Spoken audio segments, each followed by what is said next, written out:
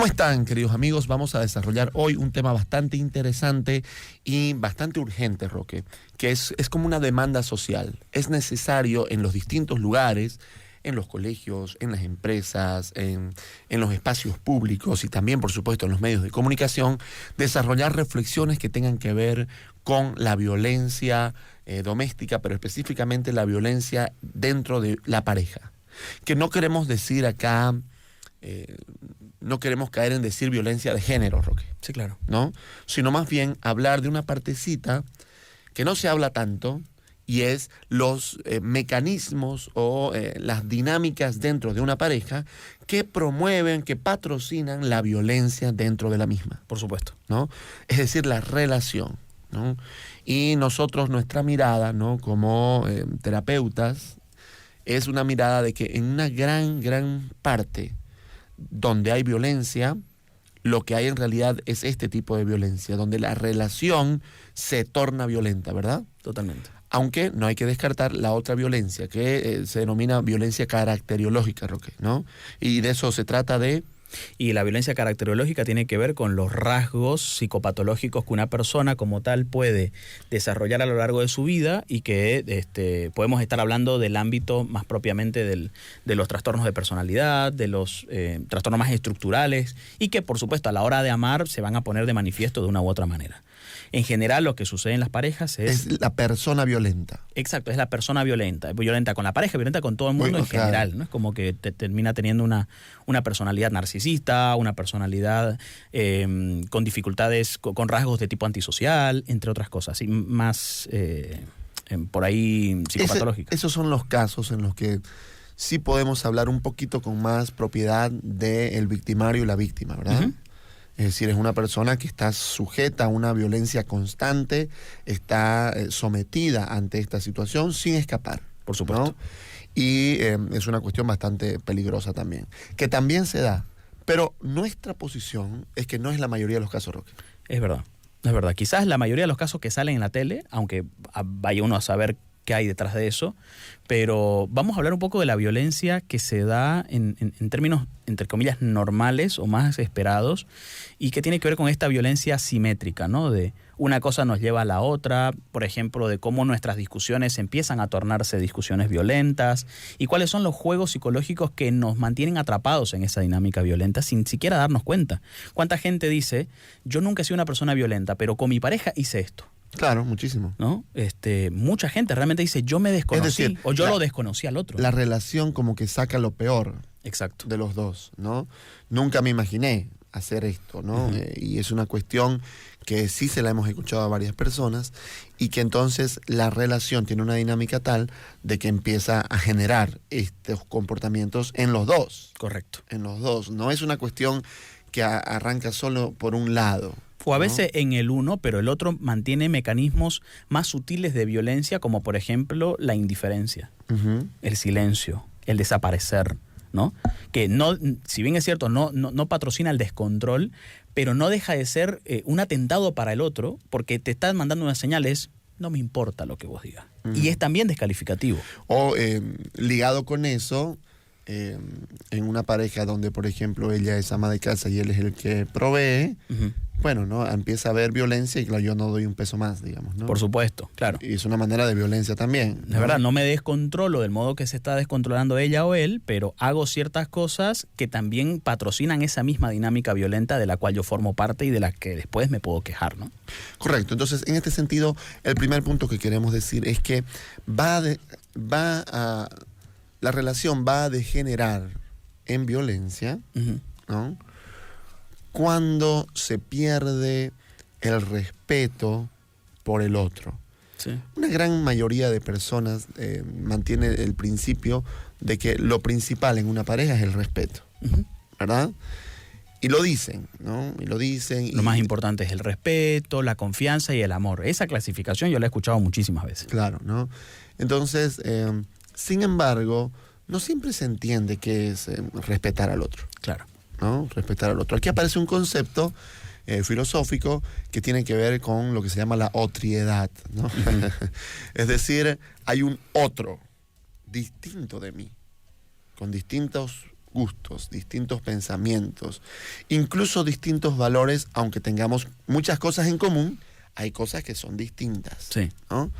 Y entonces cuando yo no respeto eso, cuando yo no te respeto a vos como un individuo distinto de mí, absolutamente distinto de mí, entonces se va a comenzar a desarrollar los juegos que vamos a conversar después, ¿verdad, Roque? Correcto. Yo creo que algo que hay que entender acá en tanto el amor humano es el tema de que los seres humanos cuando amamos solemos ser un poco posesivos.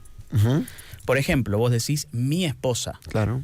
Yo digo, no. Utilizo los pronombres. El mi, ¿no? Incluso esto hasta se despliega a las exparejas. Es mi ex, ¿no? Como que sigue habiendo un componente posesivo, ¿me explico? De la persona. Y yo particularmente pienso que por ahí ese concepto de amor, digamos, desencarnado del querer poseer al otro y que por tanto poderlo manipular como consecuencia de esa posesión, yo creo que es muy difícil desligarnos por completo porque somos seres humanos y tendemos al apego, ¿no? Entonces somos seres humanos necesitados de amor en tanto amar y ser amados. Por lo tanto, va a ser difícil que uno pueda amar sin ningún tipo de apego y sin ningún tipo de, por así decirlo, de posesión. Cuando esos niveles de posesión trasladan las faltas de respeto al punto de que ni siquiera me interesa qué es lo que vos pensés o lo que vos querrás decidir, yo puedo sobrepasar aquello, yo empiezo a ser violento. Por lo tanto, si estamos empezando del punto de partida de la falta del respeto y de la negación de quién es el otro y que el otro no es una prolongación mía y que el otro no es mi pertenencia y que el otro no es mi chaco, ¿no? Y el otro no es mi propiedad que yo haya comprado y por tanto tengo derechos a... Cuando yo mantengo esa línea entre que sea mi pareja no significa que yo tenga decisiones por encima de las de ella, en su cuerpo, en su estética, en su futuro, en su visión de vida, en su filosofía de vida, en su manera de comportarse y tal. Yo estoy entendiendo, por tanto, me estoy manteniendo a niveles que no voy a ser capaz de hacer estos juegos. Es decir, estos juegos que vamos a decir a continuación generalmente se dan cuando hay un alto nivel de posesión, cuando yo ya pasé ciertos niveles de respeto en tanto no te considero suficiente como para tomar una u otra decisión, entonces yo empiezo a usar estos mecanismos, porque lo que quiero hacer con estos mecanismos es manipularte. Y al manipularte logro hacer que vos hagas cosas que no querés hacer. Logro que vos decidas cosas que no querés decidir. Uh-huh. Y es ahí cuando terminas entrampado. O que si decidís algo te sientas terriblemente culpable. De tal manera que te puedas retractar y puedas estar en el mismo sitio. Uh-huh. Entonces no puedes ni estar bien conmigo ni separarte de mí. Esos son los que logran estos juegos. Y si vos te parece bien, entremos en esos juegos. Sí, me parece bien. Entonces, cuando hay cuando se ignora o simplemente se sobrepasa al otro, empiezan a desarrollarse estos juegos psicológicos. Correcto. ¿No? Y el primero de ellos tiene que ver con directamente lo que estabas hablando ahora, ¿no? La manipulación. Sí. ¿No? Las formas de manipulación pueden ser muchas, ¿no? Sí. La primera es la culpabilización. Correcto. Y en la culpabilización, yo de alguna manera... Incluso hay gente que está especializada en esto, ¿no? Uh-huh. A veces me ha tocado atender casos donde uno de los dos es abogado, por ejemplo, ¿no? Y claro, como peor si es un abogado que está en el lado penalista, está acostumbrado obviamente a buscar puntos débiles y a saber cómo decir las cosas de tal manera de nunca verse comprometido. Y algunos no son abogados, pero deberían serlo. Deberían serlo, ¿no? Claro. Ese es el punto. O sea, la cuestión es que yo no me estoy comprometiendo, me estoy desligando de cualquier responsabilidad y entonces empiezo a decirte que todo lo que estamos pasando tiene que ver con vos, con tu familia, con tu trabajo. Si vos no hubieras hecho esto, yo no hubiera hecho esto otro. Si no hubiera sido por tu madre, nosotros estaríamos bien. Si no hubiera sido, ¿se entiende? Es como una dinámica de culpabilización constante. Nadie está libre de emitir este tipo de comentarios en algún momento. Cuando estamos hablando de la culpabilización, nos referimos a una culpabilización sistemática. Claro. Ante la mayoría de las situaciones y de los problemas que podamos tener como pareja, yo recurro a ese mecanismo. Es muy común a ese tipo de violencia caracterológica de la que decíamos, ¿no? Sí. Es muy común que el violento por naturaleza, el que es violento en todas partes, nunca se hace cargo de esa violencia. Totalmente. Siempre piensa que es el otro el que tiene la culpa, porque si no me dijera, si hiciera lo que yo le digo, yo no sería violento. Correcto. ¿No? Y eso indigna. Claro. Eso indigna. Fíjate que en más de una oportunidad en estos casos que salieron a la opinión pública se revela la carta del agresor y dice es que si ella no me hubiera sido infiel, yo no hubiera tenido que hacer eso. Por tanto, mujeres, no sean infieles a su marido. Entonces uno dice, ¿de qué estamos hablando? ¿No? Es decir, una persona que no se hace cargo de una decisión tremendamente negativa para todos de la familia, termina justificándose, ese es el peligro de la culpabilización, uno termina justificando y cosas injustificables. Entonces, cuando llegamos al extremo de la culpabilización, la persona misma empieza a sentirse culpable incluso de la violencia de la cual está padeciendo. Claro. ¿Me explico? Entonces, el fenómeno de la culpabilización es un fenómeno muy sutil, a veces no se lo dice gritando, a veces termina siendo fácilmente sarcástico a la hora de decirlo, pero te termina sintiendo culpable. Y una cosa interesante que uno tiene que notar es, ok, yo me siento culpable de muchas cosas, quizás me estoy sintiendo más culpable de la cuenta. Si yo estoy empezando a sentirme culpable todo el tiempo ante muchas cosas, entonces tengo miedo, ay, que no sé qué va a decir, aquí no quiero decirle esto porque por ahí se enoja, no quiero... Cuando yo estoy sintiendo eso, probablemente esté dentro de un circuito parecido a este. Esto se llama, corregime si me equivoco, es el síndrome de Estocolmo cuando tienen que ver con los asaltos, ¿no? No, el de Estocolmo es cuando te enamoras de tu... Por eso, del que te secuestra. De tu victimario, claro. ¿No? Del que te secuestra, el que entra, digamos, a un... Es una dinámica distinta, sí. Sí, pero digamos que tiene una cuestión similar en el sentido que esa persona de alguna manera disculpa al otro. Claro. ¿No? No está viendo el mal que está haciendo, sino sus motivos. Uh-huh. Y al ver sus motivos, que pueden ser, por ejemplo, que alguien entró y se tomó rehenes porque resulta, se me vino a la mente esta película de Denzel Washington, ¿no? Cuando uh-huh. toma rehenes al doctor, que era el que tenía que operar a su hijo, digamos, sí. ¿no? ¿Te acuerdas de esta película? Sí. Muy interesante. Y entonces se disculpa la acción por los motivos que están detrás, que pueden ser muy buenos incluso, o realmente necesidades muy grandes, que te pueden ayudar a entender, mas no pueden ayudarte a justificar. Y eso tiene que ver con el segundo juego, con la victimización. Correcto. Porque cuando la otra persona se muestra, es que vos no me entendés, yo no tuve familia, y cuando uno empieza a sacar todo eso, como para que la otra persona diga, pucha, de verdad, o sea, viene una realidad muy difícil. Ahí se parece más a este tema, ¿no? A la victimización. Entonces, es una segunda manera de manipular, distinta a la culpabilización, porque la culpabilización se estrella contra la otra persona, mientras que la victimización se centra en uno, claro, pero para que el otro haga algo al respecto. Para que el otro reaccione. Exacto. Entonces, yo me muestro vulnerable, si es que lo que pasa es que vos no me entendés, solamente vos pensás en vos misma y no te preocupa qué es lo que a mí me pasa, quién sabe si a mí me fue muy mal y vos nunca me preguntaste. Incluso puedo fingir enfermedades, ¿no? Puedo fingir enfermedades, realmente. Puedo fingir enfermedades y quizás ni siquiera yo me puedo estar dando cuenta que victimizo con eso, pero cada vez que mi pareja quiere salir me invento un dolor de cabeza.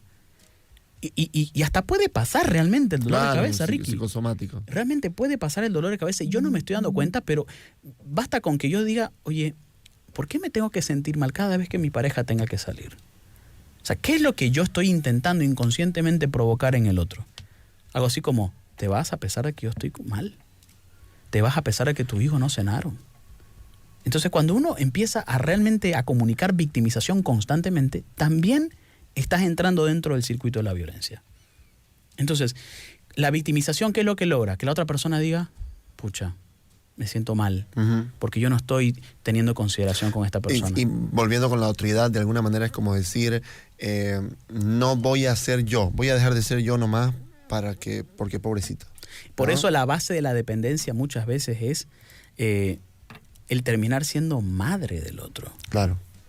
El terminar siendo padre de la otra persona. Porque cuando yo termino siendo como enfermero, ¿no? del enfermo, termino postergándome a mí mismo, ¿no? Por completo, la relación deja de tener reciprocidad. Roque, y aquí hay un tema interesante, y hemos hablado un poco de esto ya alguna vez, ¿no? Con toda esta cuestión de la carta de San Pablo, donde dice el amor todo lo soporta, pero también dice lo disculpa todo. Sí. ¿No? Es decir, que a veces dentro, por ejemplo, de espacios religiosos o de espiritualidad o de fe, se tiende un poquito a esto también. O sea, una cosa es que yo me dé cuenta que, por ejemplo, ¿no? Mi esposa tuvo un día, no sé, un mal día, ¿no? Por ejemplo, qué sé yo, no durmió bien durante la noche, ¿no? Y estuvo porque nuestra hija estaba enferma, por ejemplo. No es un caso que te acabo de decir, lo que pasó antes de ayer con mi esposa, ¿ya? Mi hija estaba un poquito con tos y esto, y no dormimos bien los dos, pero sobre todo ella, ¿no? Sobre todo ella. Y entonces, bueno, tuvo un día, estuvo un poquito quizás aburrida y tenía que hacer una cosa y terminó chocándose. Un choque muy, muy... mínimo, nada importante. Pero claro, ¿no? De alguna manera yo ahí sí me pude molestar porque cómo no se va a fijar, eso va a implicar dinero, qué sé yo. Pero también ahí sí yo puedo mirar y decir, pucha, ¿no? O sea, realmente estaba mal, le daba dolor en la cabeza, no tuvo un buen día. Bueno, no son accidentes, no es que ella lo hizo a propósito, lo disculpo. Y lo hago por amor. Otra cosa es que yo empiece, no sé, pues a disculpar, por ejemplo, cuando pasa la infidelidad. No, bueno, sí. No. Entonces, la persona muchas veces quiere involucrarse en la decisión del otro de ser infiel, ¿no? Sí, claro. La víctima de la infidelidad quiere involucrarse y la verdad es que no estábamos bien, es que yo a veces soy muy exigente, la verdad es que no teníamos muchas relaciones sexuales. Y entonces yo lo entiendo. Entonces sí, la verdad que sí, de repente él salió a buscar porque los hombres necesitan. Entonces, claro, ahí yo estoy disculpando algo que ya no tiene que ver necesariamente con una cuestión o solamente con una cuestión claro, que tiene que ver con personal o con la relación. Porque nadie le puso una pistola en la cabeza para que eso, claro, para que decida aquello, ¿no? Y con la violencia también. O sea, yo digo porque es que hay gente que también va a disculpar la violencia desde este tema, ¿no? O sea, la persona va a ser violenta y se victimiza. A eso me refiero, ¿no? Él es de carácter fuerte. Ajá, claro. Claro, entonces...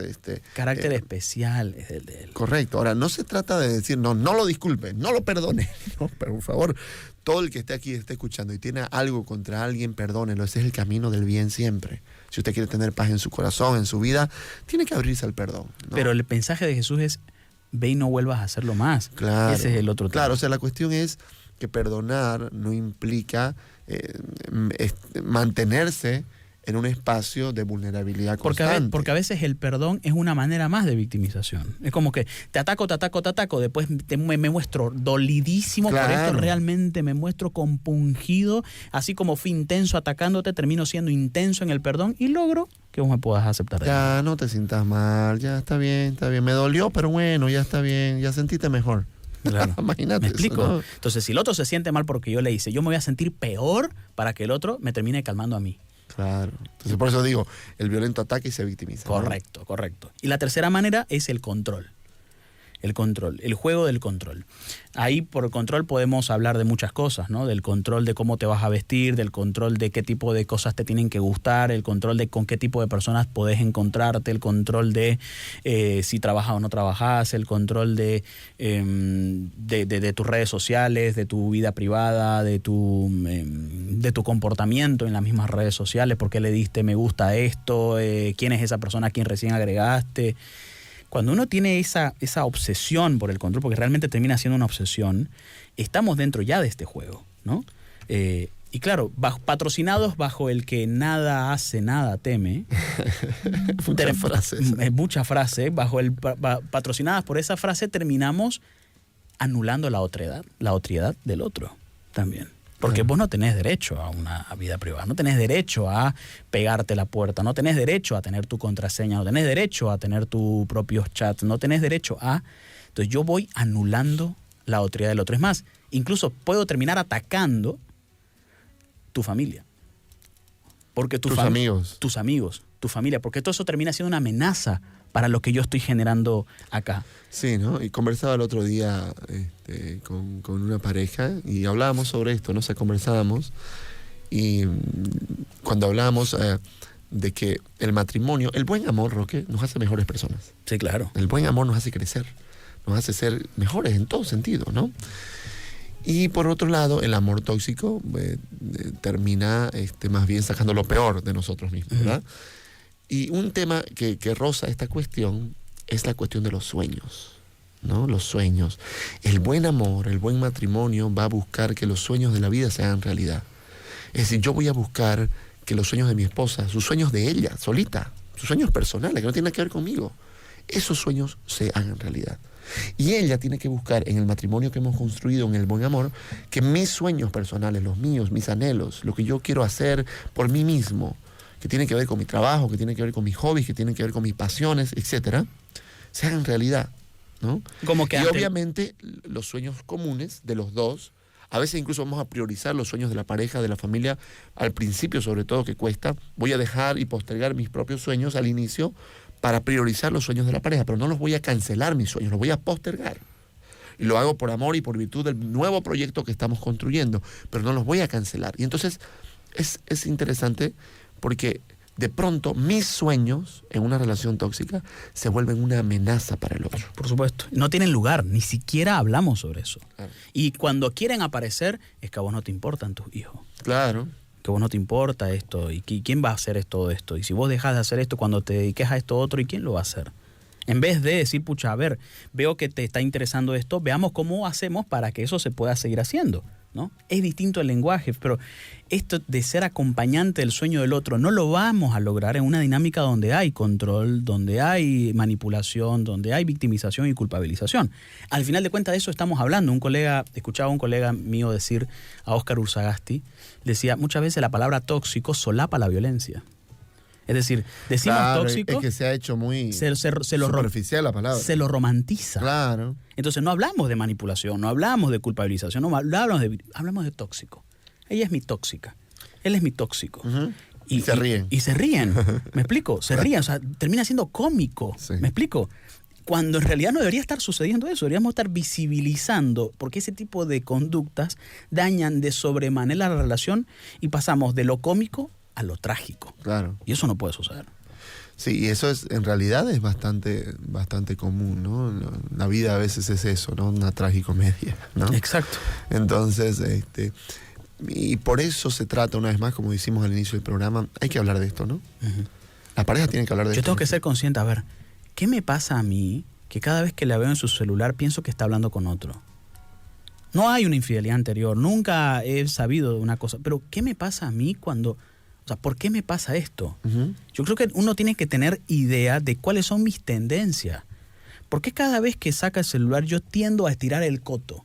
¿No? El cuello. Tiendo a estirar el cuello para ver quién tortícolis tengo ya. ¿No? Entonces, ¿por qué tiendo a tener ese efecto jirafa para ver constantemente eso? Está bien, alguna cosa puede suceder y tal, pero siempre. Uh-huh. ¿Por qué me tengo que sentir amenazado cada vez que ella va y habla con sus amigas? ¿Por qué tengo que sentirme amenazado que ella tenga un amigo en la oficina? Del que me habla muchas veces.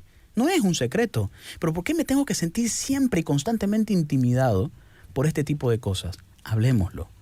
Porque muchas veces uno ataca pero no lo habla. No es lo mismo atacarte por, oye, ¿sabes que ese tipo a mí no me gusta? Yo confío en vos, pero con él no confío. A decir, hablemos un poco sobre esto. Mira, te cuento que cada vez que me hablas de él, me gusta que me hables de él, pero siento algo.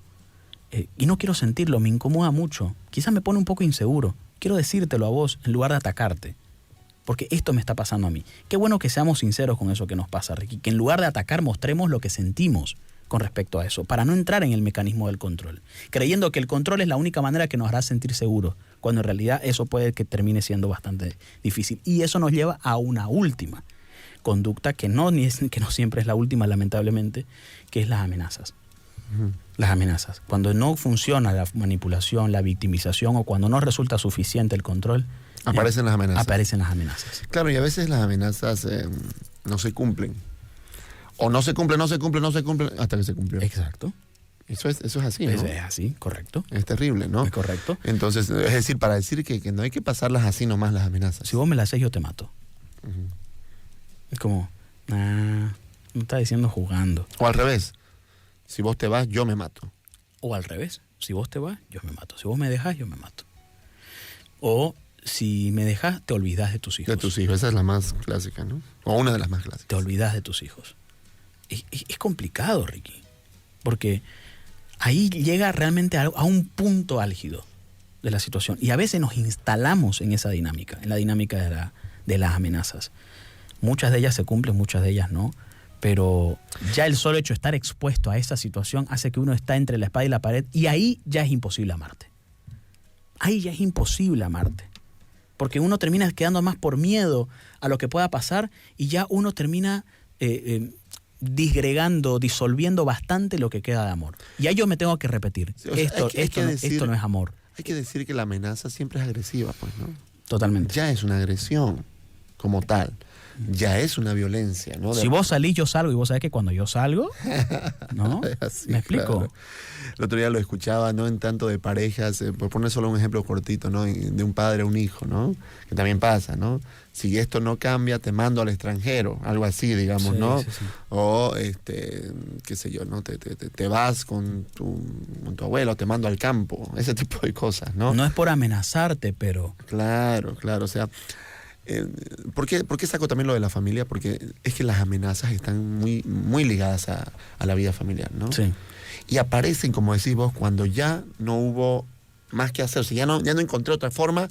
Entonces es una manera de agresión que no siempre se cumple, pero a veces basta que se cumpla una vez para que salgan las noticias, ¿no? Y después de eso viene la agresión física. Pues fíjate, la agresión física viene después de todo esto que se cocina, Ricky. Entonces, si yo soy capaz de identificar esto que se está cocinando y no hacer algo recién cuando viene el primer puñete, obviamente, si viene el primer puñete ya denuncio, hago todo esto, pero si no me hago cargo de todo esto, viene la manipulación, viene la victimización, no me estoy dando cuenta de toda esa dinámica y esa denuncia que puse, yo mismo la levanto. Claro. Yo mismo la levanto, porque entonces pienso, pucha, mi hijo se va a crear sin padre, entonces mi hijo no va a tener un padre en la cárcel, no quisieran, y tu hijo, vos le vas a hacer esto a tus hijos, mira lo que estás haciendo, tú estás arruinando todo esto. Entonces, si yo no me estoy dando cuenta de todo lo que se cocinó antes, llegar a hacer una denuncia o una orden de restricción, va a ser fácil sacarlo, va a ser fácil sacártelo de encima. Sí, por eso es que el otro día conversábamos en un curso nuestro, ¿no? Por eso es que a veces los fiscales o los policías que ven esto son gente pues que ya está, o sea, que por lo general paran molestos. Están acostumbrados a esto, ¿no? Es decir, y se están enojados porque se dan cuenta que la mayoría, esto es un dato real, aquí en Bolivia por lo menos, debe ser en muchos lugares, pero yo por lo menos aquí, ¿no? Yo escuché a un policía decirme el 85% de las denuncias de violencia física por un miembro de la pareja contra el otro son levantadas por la misma víctima. Claro, o sea, imagínate el porcentaje. Sí, claro. Es un porcentaje muy alto. Entonces, ¿qué está diciendo eso, Roque? Está diciendo que es importante hablar de lo que estamos hablando, de los mecanismos dentro de la relación. Esto es lo que no se habla tanto. Y no tenemos que estar persiguiendo a los fallecidos y a las fallecidas. Tenemos que estar hablando de lo que pasa antes de todo esto. De quienes están en este momento pasando por esta cuestión. Totalmente. Para hacer algo al respecto, busque ayuda. Involucre a un tercero, no en cuanto a infidelidad, sino un tercero me refiero a la defensoría, es un tercero. Tu familia es un tercero.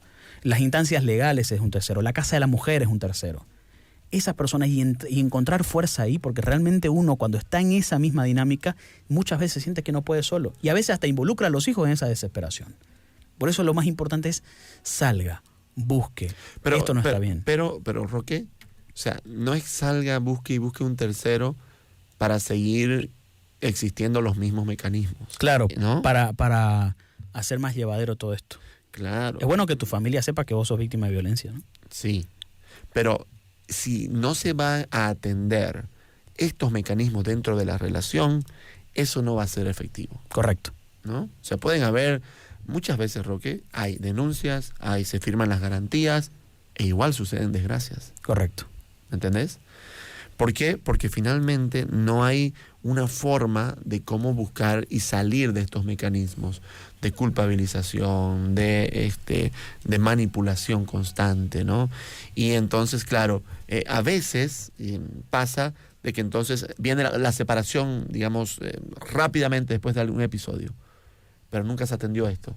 Y entonces, claro, estamos en medio de una situación tan agresiva que hay la separación que el otro no puede soportar. Claro. Y también sea un detonante. Y eso a veces es incluso hasta un detonante para que esta persona se lastime a sí misma o lastime a alguien más. Por supuesto. ¿No? Pero obviamente no se trata de no acudir a las instancias, ¿no? Por supuesto que hay que buscar ayuda. No por el miedo a que él haga una cosa. No, hay que buscar siempre, pero lo que estamos diciendo es que a veces no es suficiente, que a veces hay que ver más profundamente y darnos cuenta de que existen estos juegos de los que hay que hablarlos y de que hay que intentar salir de ellos.